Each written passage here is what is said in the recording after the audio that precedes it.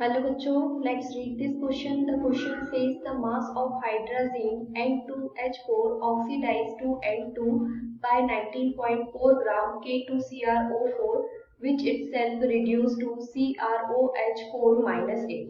इस क्वेश्चन में बोला गया है कि कितना मास ऑफ हाइड्राजीन ऑक्सीडाइज्ड होगा N2 में बाय 19.4 ग्राम K2CrO4 से, जो कि क्या हो रहा खुद रिड्यूस होके क्या बनाएगा CrOH4 माइनस बनाएगा। ठीक है, तो K2CrO4 क्या है, ऑक्सीडाइजिंग एजेंट है। ठीक है, तो यहाँ पे हमारा की कंसेप्ट क्या हो जाएगा, here right the key concept of this question is mass of hydrazine, mass of hydrazine.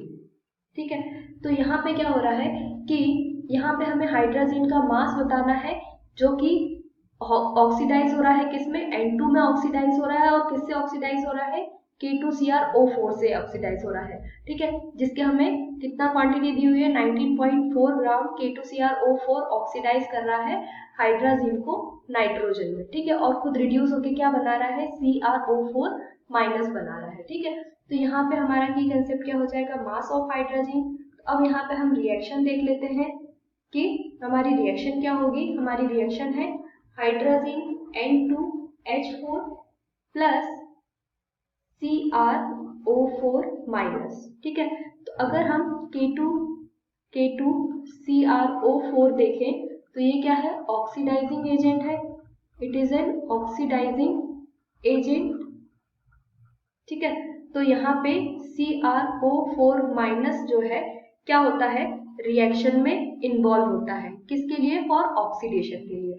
तो यहाँ पे हमने ऑक्सीडेशन के लिए CrO4 लिया प्लस H2O, क्या बनेगा यहाँ पे, nitrogen plus CrOH4 minus plus hydroxide ion. ठीक है, तो इस रिएक्शन को हम बैलेंस करेंगे तो यहाँ पे हमारा क्या आ जाएगा, 3 ऐड कर देंगे और यहाँ पे हम 3 ऐड कर देंगे तो नाइट्रोजन का नंबर इक्वल हो जाएगा। देन Cr क्रोमियम का नंबर इक्वल करने के लिए हम यहाँ क्या करेंगे, 4 ऐड कर देंगे और यहाँ पे भी हम 4 ऐड कर देंगे तो दोनों साइड हमारा क्रोमियम का नंबर इक्वल हो गया। अब हाइड्रोक्साइड आयन का और H2O का नंबर इक्वल करने के लिए हम यहाँ पे भी 4 ऐड कर देंगे, तो ये रिएक्शन क्या हो गई, हमारी बैलेंस हो गई। और ये क्या है, हमारा hydrazine, this is hydrazine.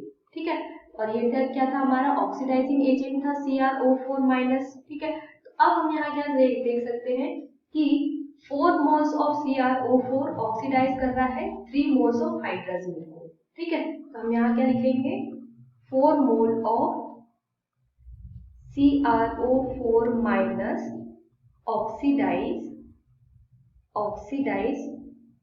3 mole of hydrazine, 3 mole of hydrazine. तो 1 mole chromate ion, 1 mole of chromate ion कितना ऑक्सीडाइज करेगा।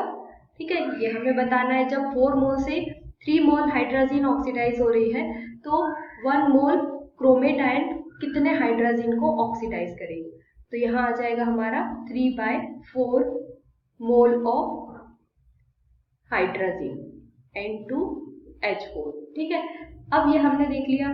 अब हम आते हैं number of moles of K2CrO4 पे। नंबर ऑफ, यहाँ क्वेश्चन में हमें क्या दिया हुआ है, 19.4 ग्राम दिया हुआ है K2CrO4 का। ठीक है, तो हम यहाँ क्या निकालेंगे, number of mole of K2CrO4। तो यहाँ पे गिवन वेट हमें दिया हुआ है 19.4 ग्राम और यहाँ पे हम K2CrO4 का इक्विवेलेंट वेट देख लेंगे, यहाँ पे कितना होगा, कैलकुलेट कर लेते हैं हम। K2CrO4 पोटेशियम का एटॉमिक नंबर कितना होता है, 39 होता है। यहाँ पे 2 मॉलिक्यूल्स दिए हुए हैं तो इसको हम 2 से मल्टीप्लाई करेंगे तो ये आ जाएगा हमारा 78। क्रोमियम का एटॉमिक नंबर कितना होता है, 52 होता है, तो हम यहाँ पे लिख लेंगे 52।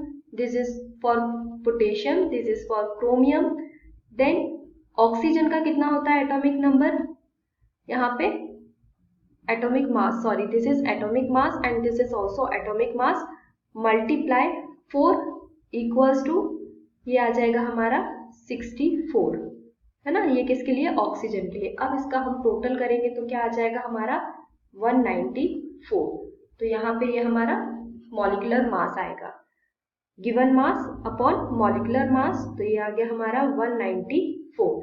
ठीक है, तो इसको हमने डिवाइड किया तो यहाँ पे क्या आ गया हमारा 10 टू द पावर -1 आ जाएगा। ठीक है, अब हम बात करते हैं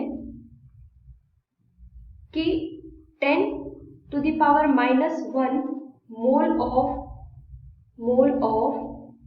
K2CrO4 ऑक्सीडाइजेस। ठीक है, अभी यहाँ पे हमने क्या देखा था कि 1 मोल ऑफ क्रोमेट आयन कितना ऑक्सीडाइज कर रहा था, 3/4 मोल ऑफ हाइड्रोजन को ऑक्सीडाइज कर रहा था। अब हम यहाँ देखेंगे कि 10 to the power -1 mole of K2CrO4 oxidise किसको करेगा, 3/4 into 10 to the power -4 mole of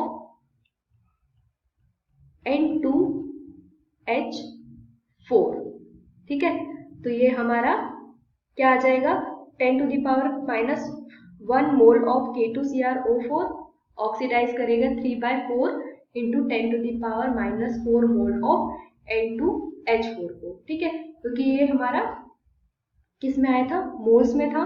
अब हम यहाँ पे क्या देखेंगे, हमें कितना वेट रिक्वायर है, रिक्वायर वेट ऑफ हाइड्रोजन का रिक्वायर वेट क्या होना चाहिए, 3/4 into 10 to the power -1 into 32। ठीक है, तो ये हमारा, इसको हम यहाँ पे सही कर लेते हैं, this is 10 to the power -1, इससे हमने मल्टीप्लाई कर दिया था 10 टू द पावर -1।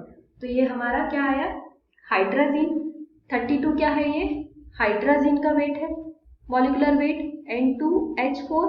तो यहाँ पे नाइट्रोजन का कितना होता है, 14 होता है, एटॉमिक मास 14 इंटू 2, और हाइड्रोजन का 4, ये हो गया हमारा 28, दिस इज फॉर नाइट्रोजन।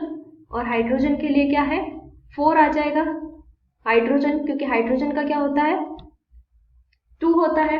ठीक है, यहाँ पे 1 होता है, तो ये हमारा 4 आ जाएगा। तो इसको हमने टोटल किया तो ये कितना हो गया हमारा 32। तो ये किसका, हाइड्रोजन का मॉलिक्यूलर वेट है 32।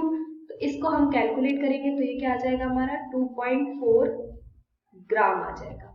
ठीक है, अब हमें क्या देखना है, यहाँ पे हाइड्रोजन का मास निकालना है। क्वेश्चन में हमसे मास पूछा था, मास ऑफ हाइड्रोजन N2H4 क्या होगा, 2.4 ग्राम, ये हमारा हाइड्रोजन का मास आ गया। ठीक है, तो यहाँ पे क्वेश्चन में हमसे क्या बोला गया था, the mass of hydrogen oxidise to nitrogen by 19.4 gram of K2CrO4। तो यहाँ पे हमारा करेक्ट आंसर क्या होगा, option number A is correct answer, option number A is correct 2.4 gram. So this is the complete description of this question. Hope you understood it well. Best of luck.